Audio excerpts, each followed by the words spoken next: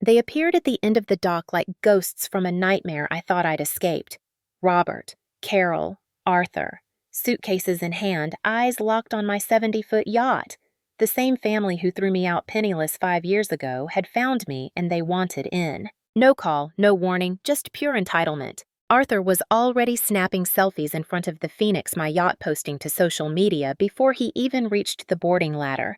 My father had his phone out probably calculating dollar signs. My mother was fixing her hair, rehearsing her performance as the loving mother she'd never been. Then Arthur spotted me on deck. He waved like we were old friends and shouted words that made my blood run cold. "Hey sis, surprise we're moving in!" My hands clenched the rail. 5 years of freedom was about to be tested.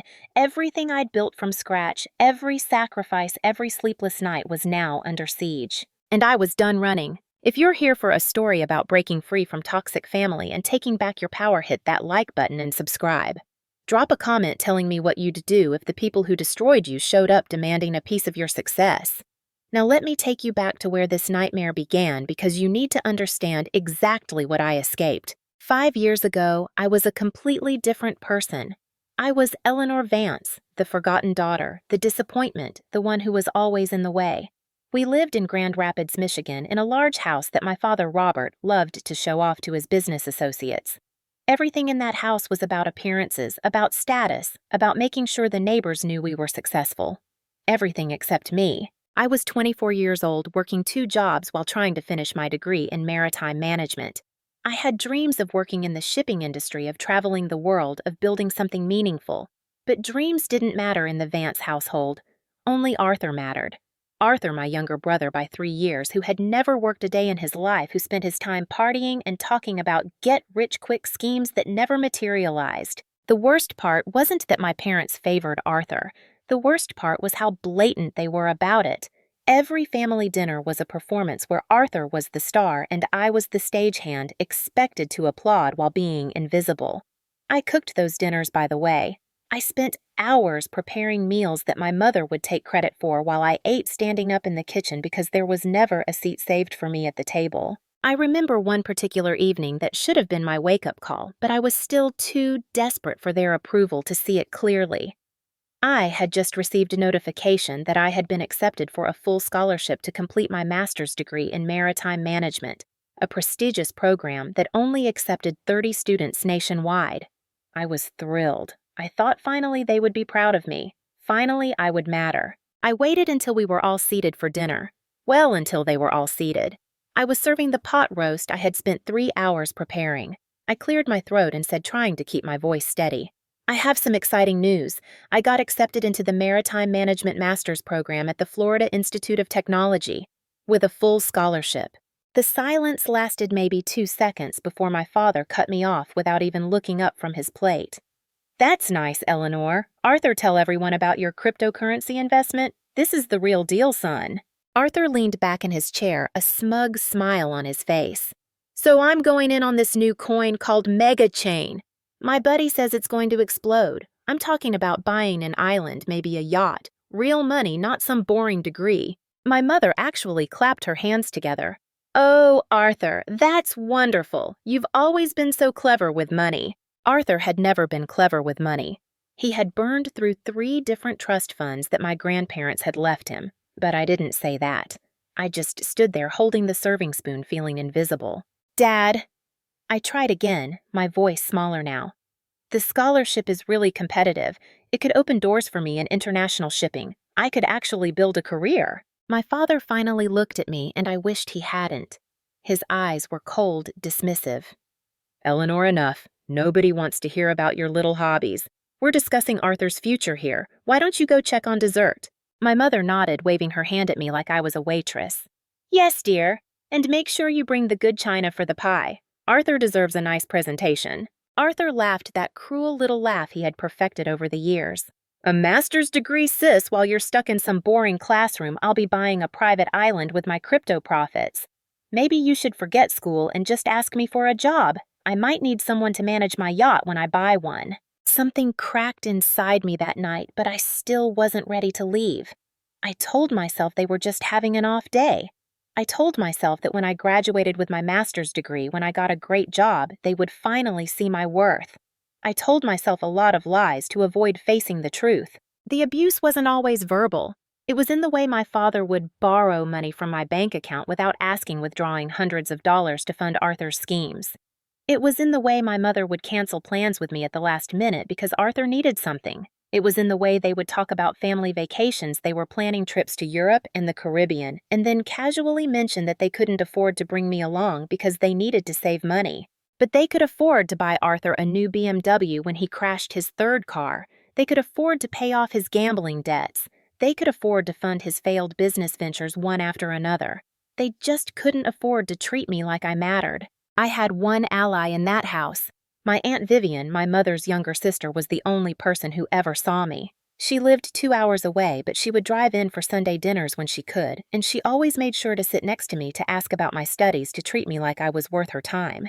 "Eleanor," she would whisper when my parents weren't listening, "you are brilliant. Don't let them make you forget that." But even Aunt Vivian couldn't change the fundamental dynamic of the family. I was the servant, the disappointment, the one who existed to make everyone else's lives easier. And I accepted it because I didn't know any better, because I still believed that if I just tried harder, sacrificed more, proved my worth, more clearly, they would love me. The breaking point came 6 months after I started my master's program. I had been accepted, yes, but I still needed money for living expenses, books, and fees that the scholarship didn't cover. I had been working 60 hours a week between 2 jobs, barely sleeping, running myself into the ground. But I was doing it. I was surviving. Then Arthur's latest business venture collapsed. He had convinced several of my parents' friends to invest in a cryptocurrency mining operation that turned out to be a complete scam. Arthur hadn't done any due diligence. He had just handed over nearly $200,000 of other people's money to a con artist he met online. The investors were threatening to sue. Arthur was facing possible criminal charges. My parents were panicking. I came home from a double shift at the restaurant where I worked, exhausted and hungry, to find my entire family sitting in the living room. For a moment, I thought maybe something terrible had happened. Then I saw their faces and I realized something terrible was about to happen to me. "Eleanor, sit down," my father commanded, his voice tight with stress. I sat, my body aching from standing for 12 hours straight. "What's wrong?" My mother dabbed at her eyes with a tissue, though I noticed no actual tears. "It's Arthur. He's in terrible trouble. He made a mistake with an investment, and now people are threatening to sue us. They could take the house, Eleanor, our home." My father leaned forward, his expression what he probably thought was fatherly concern, but I recognized as calculation. "We need $50,000 immediately to settle with the main investors and make this go away. We've already taken out a second mortgage, but it's not enough." I felt cold all over.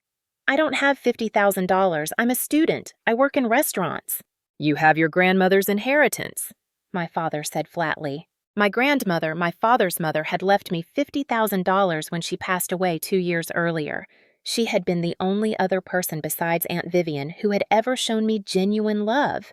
She had left the money specifically to me, not to my parents, and she had made sure it was in a trust that they couldn't touch until I turned 25. I had turned 25 3 months earlier and had been planning to use the money to finish my master's degree debt-free and maybe put a down payment on a small apartment. "That money is for my education," I said, my voice shaking. "Grandma left it to me for my future." Arthur, who had been sitting silently until now, suddenly jumped to his feet. "Your future? What about my future? You want me to go to jail? You want Mom and Dad to lose their house? This is your fault, Eleanor." I stared at him. "How is this my fault? You're the one who gave money to a scammer." "If you had been a better sister, if you had been around to advise me, this wouldn't have happened." Arthur was shouting now, his face red. "You're so selfish, always focused on yourself and your stupid degree. Family is supposed to help each other." My mother stood up and put her hand on Arthur's shoulder, comforting him while he blamed me for his own criminal stupidity. "Eleanor, your brother is right. We're a family. Arthur made a mistake, yes, but we all make mistakes. You need to help fix this." "I'm not giving you my inheritance," I said, standing up. My legs felt weak, but I forced myself to stay upright. "That money is mine. Grandma wanted me to have it for my education and my life, not to bail Arthur out of another mess he created." My father's face darkened. I had never directly defied him before, and he didn't like it. "You ungrateful little brat. After everything we've done for you, we raised you, fed you, put a roof over your head. And this is how you repay us by abandoning your brother in his time of need." "You didn't raise me," I heard myself say. The words came from somewhere deep inside, somewhere I had kept locked away for years. "You tolerated me. You let me live here as long as I cooked your meals and stayed out of the way. You never came to my graduations. You never asked about my life. You borrowed money from my bank account without asking. You canceled plans with me every single time Arthur needed something. You don't get to call me ungrateful when you never gave me anything to be grateful for." The room went silent. My mother's mouth opened and closed like a fish. Arthur looked stunned. My father's face went through several shades of red before settling on a dangerous purple. "Get out," he said, his voice low and cold. "If you're going to be selfish, if you're going to put yourself above your family, then you don't deserve to be part of this family. Get out of my house." I stood there waiting for someone to object, to say he was going too far. My mother looked away. Arthur crossed his arms, his expression satisfied. None of them were going to stop this. "Fine," I said, my voice surprisingly steady. "I'll leave, but when I'm gone, don't ever contact me again. Don't call me when you need money. Don't call me when Arthur screws up again.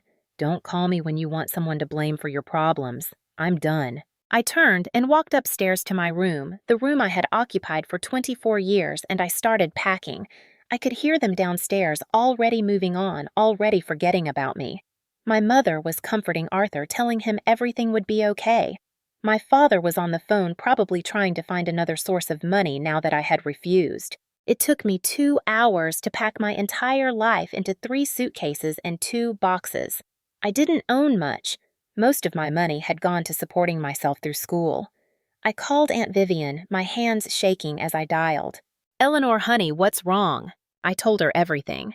She was silent for a long moment after I finished, and then she said, "I'm coming to get you. Pack everything important. You're not staying there another night." "Aunt Vivian, I don't have anywhere to go." "Yes, you do. You're going to build a life, a real life, away from them, and I'm going to help you start." She arrived an hour later, her beat-up Honda Civic looking like a chariot to me. My parents didn't come out to say goodbye. Arthur was in his room, probably already spending the money he imagined he would get from somewhere else. My mother was in the kitchen, and when I carried my last box through, she looked at me with something that might have been regret, but then she turned away without speaking. Aunt Vivian helped me load my things into her car. As we pulled away from the house, I looked back one time. I saw the lights on in the living room, saw the shadows of my parents moving around living their lives, probably relieved that the disappointment daughter was finally gone. I watched that house disappear behind us, and I felt something break and something else begin to heal. We drove to Aunt Vivian's apartment, and over the next few days, she helped me plan my escape, not just from Grand Rapids, but from the entire life I had known. I transferred to a university in Miami, Florida, where I could finish my master's degree. I withdrew my inheritance money from the trust and put it in a new bank account at a different bank that my parents couldn't access. I changed my phone number. I deleted my social media accounts. I disappeared. The first 6 months in Miami were the hardest of my life.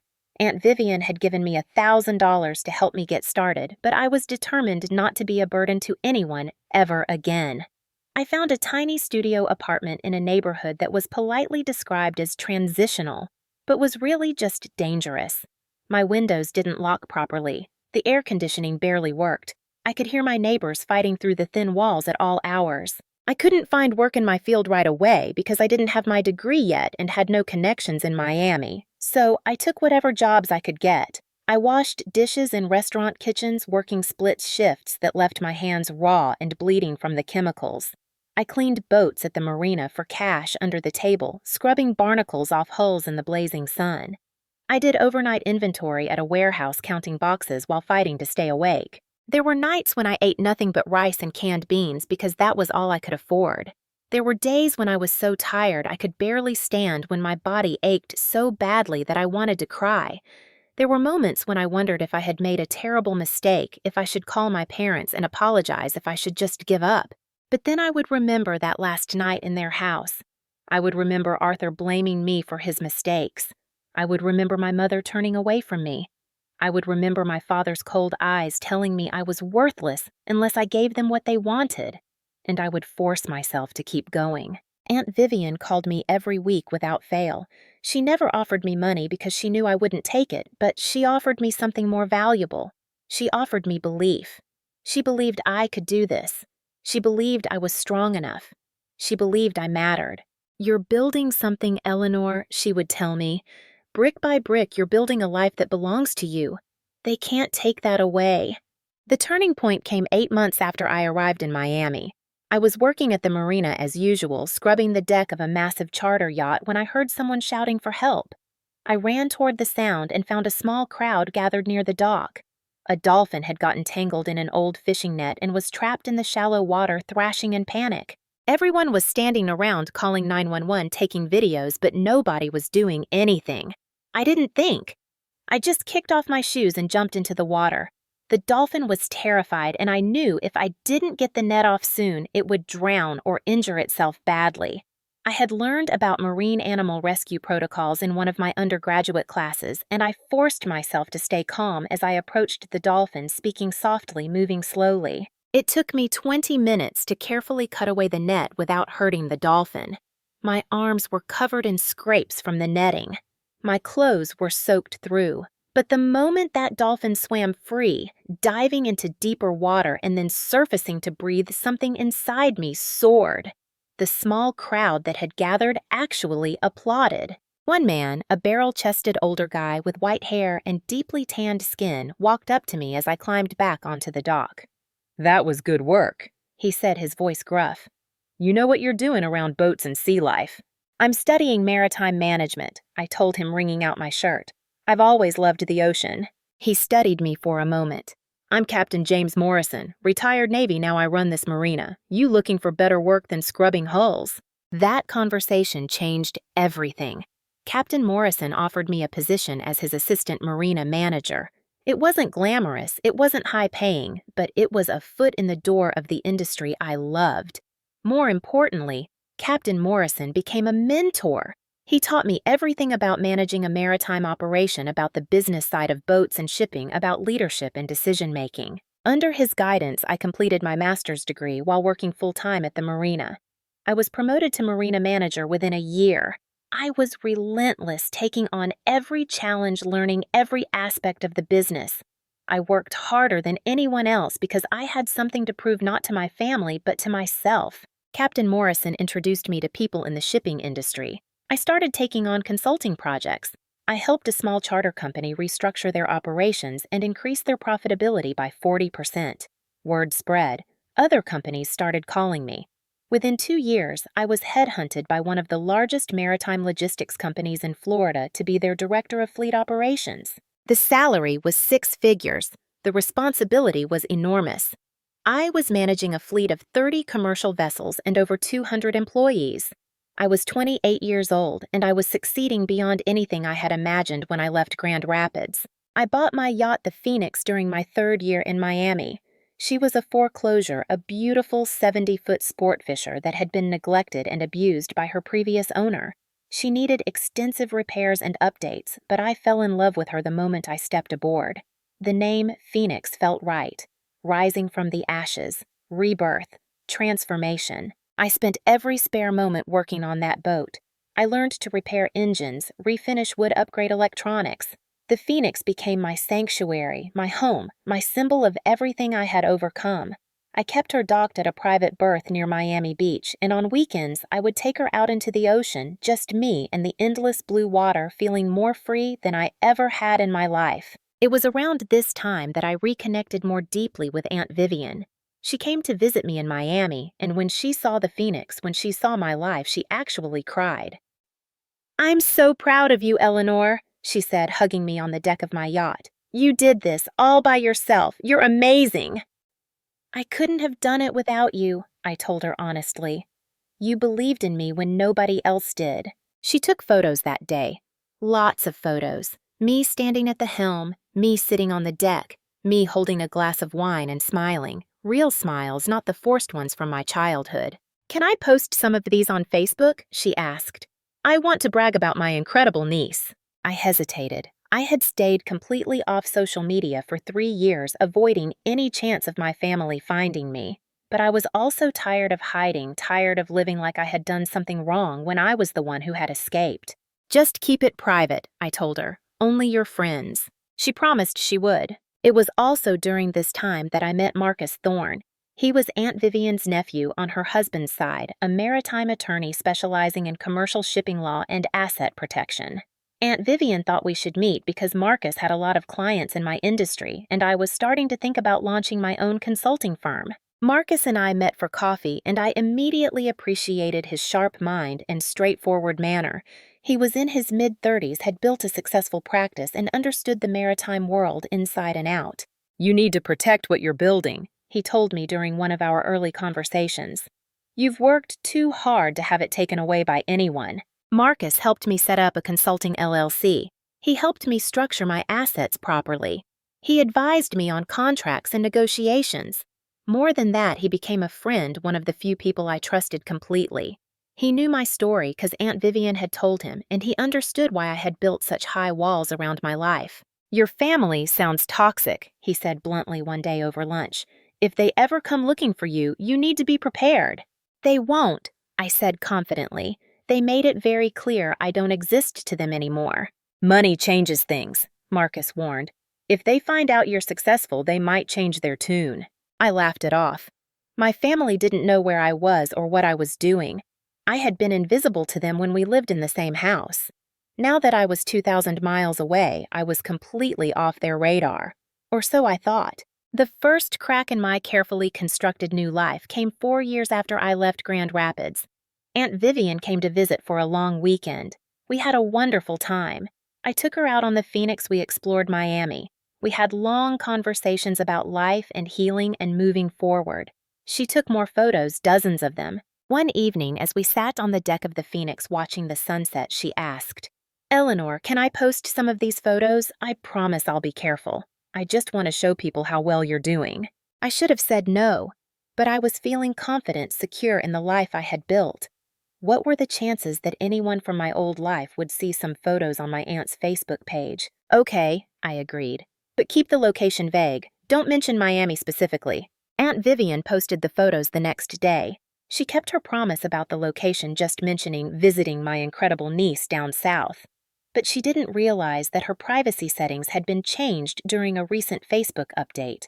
The photos weren't just visible to her friends. They were public. And they included very clear shots of the Phoenix, including the boat's name on the stern and the Miami Beach Marina in the background. I didn't know any of this had happened until 3 days later when my phone started buzzing with notifications from social media accounts I hadn't used in years. I had forgotten to delete them completely, and people were tagging me in comments on Aunt Vivian's post. "Wow, is this really Eleanor Vance? You look great." "Is that your boat? You must be doing well. Remember me from high school? We should catch up." My stomach dropped. I immediately called Aunt Vivian. "The photos," I said, trying to keep the panic out of my voice. "They're public. People from Grand Rapids are seeing them." She was horrified. "Oh no, Eleanor, I'm so sorry. I didn't realize. Facebook changed something in the settings and I didn't notice. I'll take them down right now." "It's too late," I told her. "They've already been shared. People know where I am now." The first message from my family came that night. It was from Arthur, sent to my old email address that I rarely checked anymore. "Hey sis, saw Aunt Vivian's photos. Nice boat. Guess you're doing pretty well for yourself. Why didn't you tell us?" I deleted the message without responding. The next morning, there was a message from my mother on my old social media account. "Eleanor dear, it's Mom. We've been so worried about you. We had no idea where you were or if you were okay. Please call us. We miss you so much." I felt sick reading it. The fake concern, the pretend worry. They hadn't been worried about me for 4 years. They had probably barely thought about me at all until they saw photos of me standing on a yacht. Then my father called. He must have gotten my new number from somewhere, maybe an old contact we had in common. I made the mistake of answering without checking the caller ID. "Eleanor." His voice came through, and I felt like I was 24 years old again, small and powerless. "It's your father." "How did you get this number?" I asked, my voice cold. "That doesn't matter. I saw the photos of you. That's quite a boat. You've done well for yourself." What do you want? Eleanor, don't be like that. We're family. I just want to talk to my daughter. We miss you, your mother especially. She cries about you every night. It was such an obvious lie that I almost laughed. I'm hanging up now. Wait! His voice became urgent. We want to visit you, make things right. We've had a lot of time to think about what happened. We were wrong to treat you the way we did. Let us come see you. Let us be a family again. Every instinct I had was screaming danger. These were not people who changed. These were not people who suddenly developed empathy after 4 years. Something else was happening. No, I said simply. Don't contact me again. I hung up and immediately called Marcus. They found me, I told him, and they want to visit. We met that evening at his office. I showed him all the messages I had received. He read them carefully, his expression growing darker. Eleanor, they don't want to reconcile. They want something from you, probably money.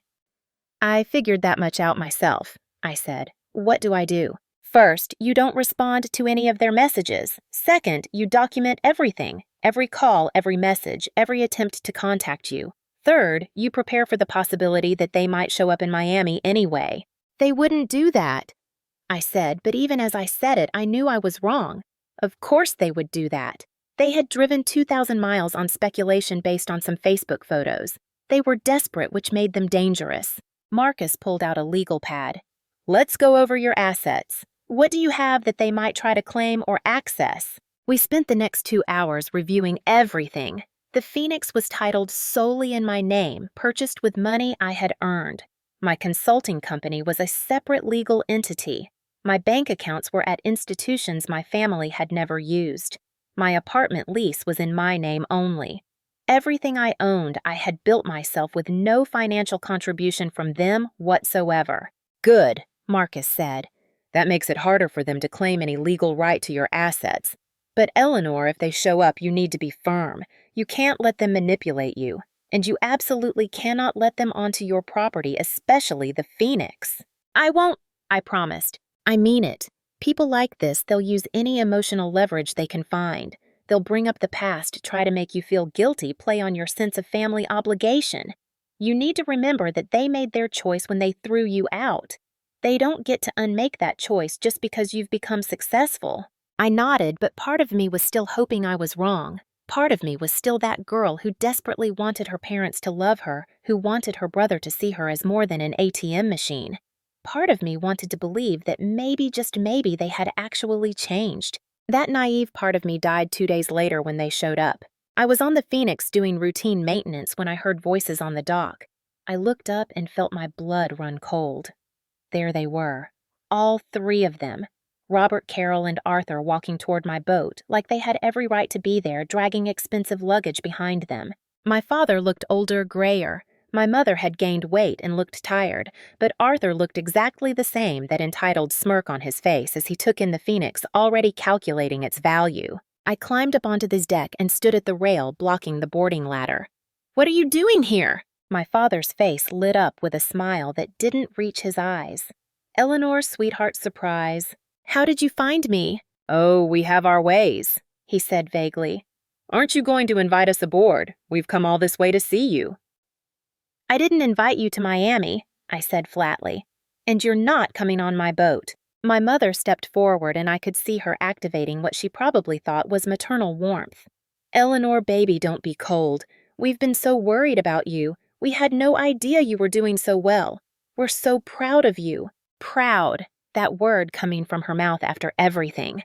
It made me want to laugh or scream or both. Arthur had already pushed past them and was reaching for the boarding ladder. Come on, sis, don't be weird. Let's see this thing. How much did it cost? Must have been at least $500,000, right? I moved to block him. Arthur, stop. This is my property. You're not invited aboard. He stopped, looking genuinely confused. What's your problem? We're family. Families share things. We're not family, I said, and saying it out loud felt like cutting a chain that had been wrapped around my throat for years. You made that very clear 4 years ago when you threw me out and told me never to come back. My father's fake smile faded. Eleanor, we were upset. You refused to help your brother when he was in trouble. We said things we didn't mean. You meant every word, I told him. And I'm done pretending you didn't. My mother tried a different approach, her voice getting higher, tears appearing on command. How can you be so cruel? After everything we did for you, we raised you, loved you, gave you a home, and this is how you repay us by cutting us out of your life. It was such a blatant rewriting of history that I felt rage building in my chest. You raised me. You mean you let me live in your house as long as I cooked your meals and stayed out of Arthur's way.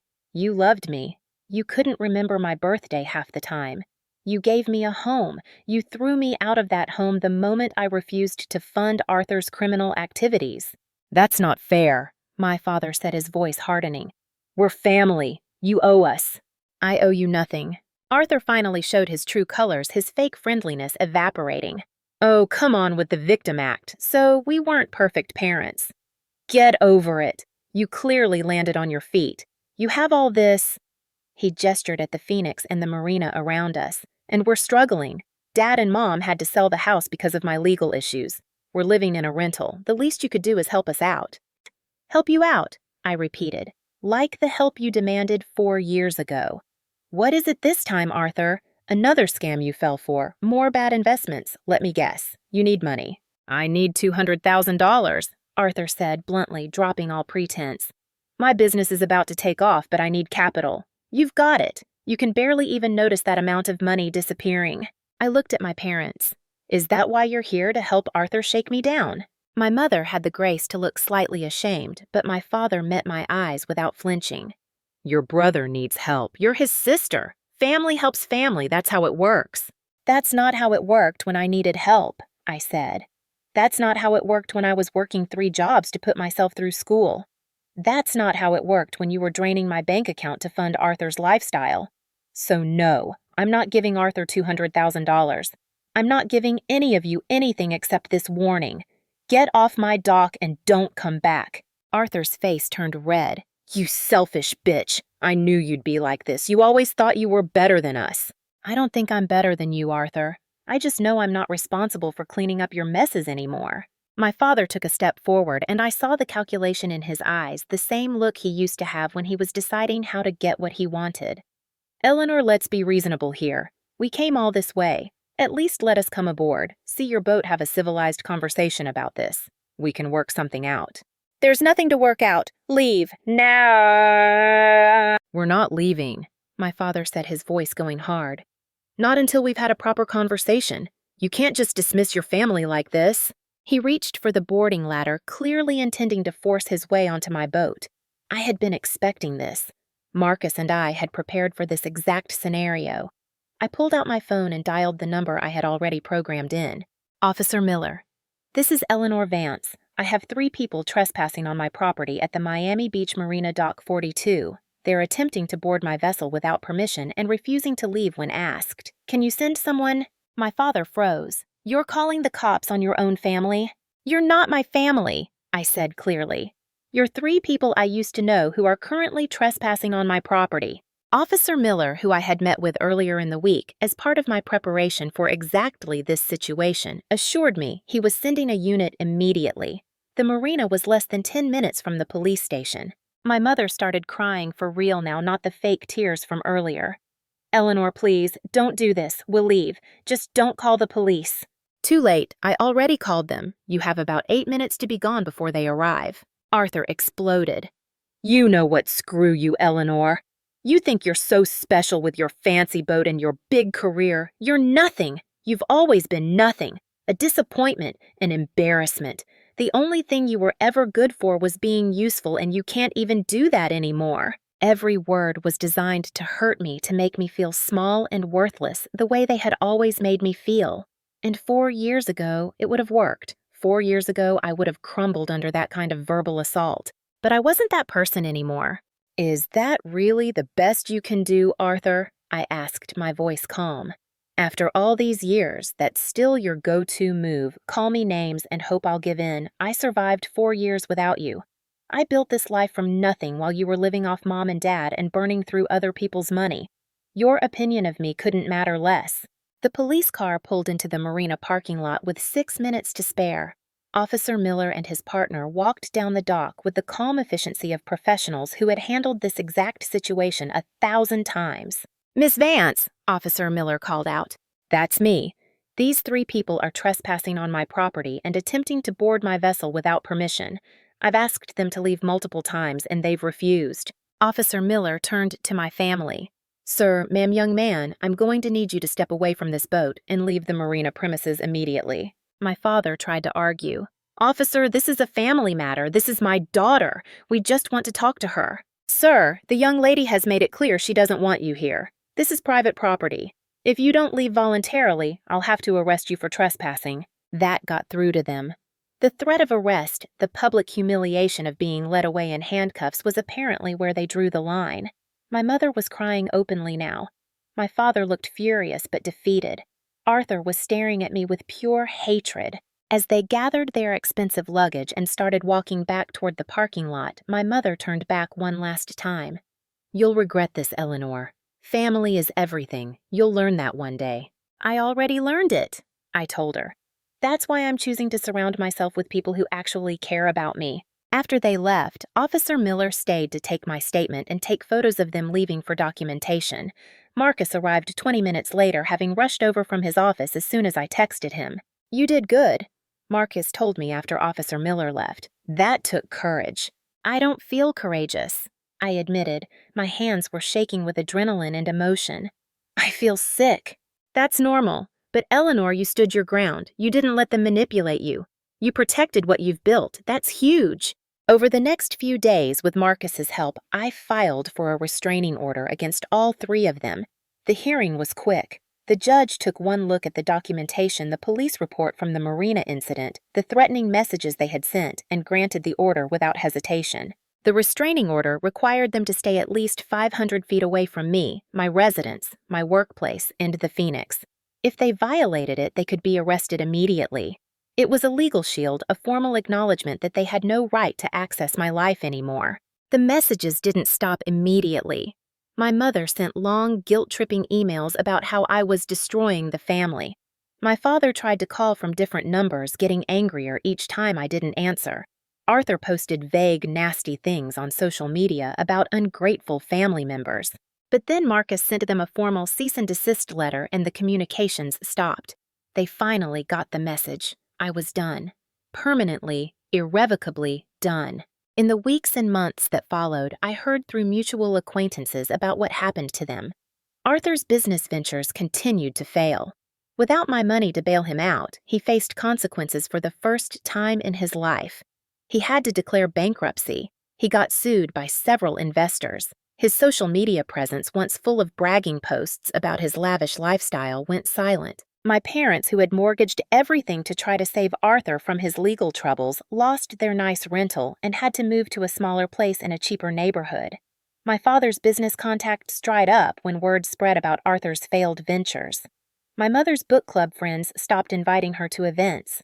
The life they had built on appearances and status crumbled when they had nothing left to show off. I wish I could say I felt sorry for them. I wish I could say that seeing their downfall gave me no satisfaction. But that would be a lie.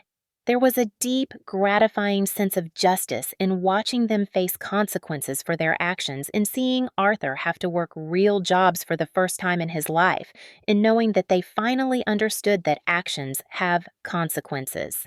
But more than that, more than any satisfaction from their struggles was the peace I found in my own life. Without the constant drain of their toxicity, without the emotional burden of trying to earn love from people who were incapable of giving it, I flourished. My consulting business grew. I took on more clients, larger projects. I hired staff. I bought a small office building. The Phoenix became famous in maritime circles not just as a beautiful yacht, but as a symbol of what was possible when you refused to let your past define your future. I met Marcus for lunch every week, and our professional relationship evolved into a genuine friendship. He was one of the few people who truly understood where I had come from and how far I had traveled. Aunt Vivian remained my anchor, the one person from my old life who had loved me unconditionally. She visited often, and I made sure she knew how much her support had meant to me during those dark years. One evening, about 6 months after the marina confrontation, Aunt Vivian and Marcus came to the Phoenix for dinner. I had actually enjoyed cooking when it was for people who appreciated it, and me. We sat on the deck as the sun set over Miami, eating and laughing and talking about life. "I'm proud of you, you know," Aunt Vivian said suddenly, her eyes getting misty. "Not because of the boat, or the business, or the money. I'm proud because you chose yourself. You chose to live. So many people in your situation would have kept trying to win love from people who weren't capable of giving it. But you knew when to walk away." "I didn't know," I admitted. "I was terrified. I spent the first year in Miami wondering if I'd made a terrible mistake." "But you didn't go back," Marcus added. "That's what matters. You chose the hard path, the uncertain path, because it was the path that led to freedom." As I sat there, surrounded by people who actually cared about me, looking out at the life I had built entirely on my own terms, I realized something profound. My family had tried to destroy me. They had tried to make me believe I was worthless, that I needed them to have value, that I owed them my life and my earnings and my self-respect. They had failed. I had risen from the ashes of that old life, had built something beautiful and strong and entirely mine. The Phoenix wasn't just a boat. It was a promise I had made to myself that I would never again let anyone make me feel small, that I would never again sacrifice my own worth for people who didn't value me. Some people say that cutting off family is wrong, that blood is thicker than water, that you should always forgive and always try to maintain those connections. But those people have never lived with the kind of toxicity I escaped. They've never felt the soul-crushing weight of being unloved by the people who were supposed to love you most. I learned that family isn't about blood. It's about choice. It's about surrounding yourself with people who see your value, who celebrate your successes, who support you when you struggle, who love you for who you are rather than what you can give them. Aunt Vivian was my family. Marcus was my family. Captain Morrison, who had given me my first real chance, was my family. The crew of people I had gathered around me in Miami, people who valued me for my skills and my character rather than my usefulness, they were my family. And that was more than enough. I did create something else from my experience. With Marcus's help, I established a scholarship fund for young people who were trying to build careers in maritime industries but came from difficult family situations. Every year, I fully funded 3 students through their education, covering not just tuition, but living expenses, ensuring they wouldn't have to work 3 jobs like I did, that they could focus on their studies and their dreams. The first year we awarded the scholarships, one of the recipients was a 22-year-old woman whose parents had disowned her for choosing to study marine biology instead of the medical career they had planned for her. When she came to thank me, crying with relief that she wouldn't have to give up her dreams, I saw myself in her. "You don't owe me anything," I told her. "Just promise me that when you succeed, when you build the life you're meant to live, you'll remember that your worth isn't determined by people who couldn't see it, and maybe help someone else who's where you are now," she promised. And I knew she would keep that promise because she understood the way I understood what it meant to be seen and valued for who you truly were. Standing on the deck of the Phoenix now, 5 years after I left Grand Rapids, I can look back at that frightened 24-year-old girl and barely recognize her. That girl was so desperate for love that she accepted crumbs and called it a feast. That girl believed her family's assessment of her worth. I'm not that girl anymore. I'm a woman who built an empire from nothing, who faced down her abusers and won, who created a life so full and rich and meaningful that the people who tried to diminish me became irrelevant. The ocean stretches out in front of me, endless and full of possibility. The Phoenix rocks gently beneath my feet, solid and real and mine, and I am finally completely, entirely free. So here's my question for you. Have you ever had to walk away from people who were supposed to love you but only knew how to use you? Have you ever had to choose between being accepted and being yourself? What would you do if your toxic family showed up demanding access to the life you built without them? Drop your thoughts in the comments below. And if this story resonated with you, if you've been that person fighting to prove your worth to people who won't see it, hit that like button and subscribe. Sometimes the most important thing you can hear is that you're not alone. That walking away doesn't make you cruel or selfish, it makes you strong. Share your story. Let's support each other. Because family is supposed to lift you up, and if they're tearing you down, maybe it's time to build a new family, one that knows your worth.